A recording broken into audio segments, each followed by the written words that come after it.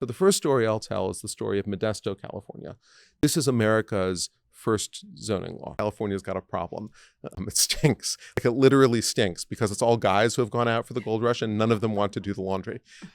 So Chinese Americans who've come over from China, they're discriminated against, they're driven out of the gold fields and off the railroads. They settle on laundry as their economic niche.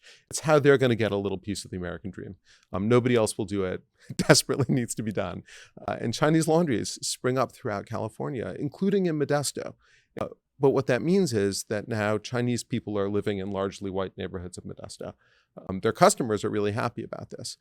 But the richest people in Modesto, the ones who have their own servants to do the laundry for them, the ones who don't need to drop it at the corner laundry, they don't like this one bit. The problem is that we have civil rights laws in this country, and they could not push the Chinese out on the basis of their race. The federal courts kept stepping in and saying, hey, you can't do that.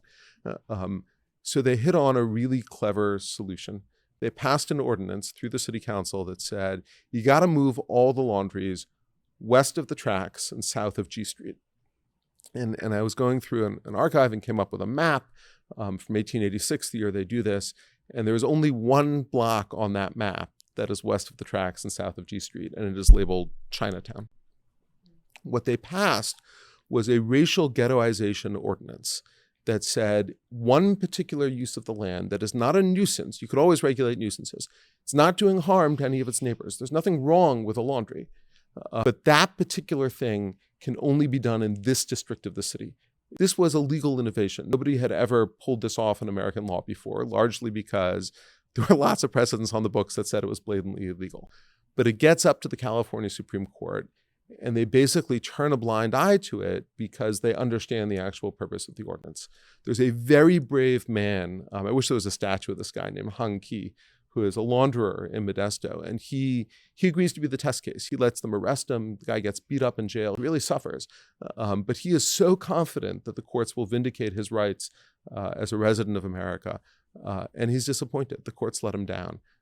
They uphold this zoning ordinance. And that ordinance, as obscure as it sounds, there's a straight chain of legal precedents there. 50 years later, 40 years later, when the Supreme Court upholds zoning, it does it on this chain of legal precedents that goes back to that laundry in Modesto, right? And so this is the original origin of zoning. Zoning has lots of applications, many of them laudable, but that's where it comes from.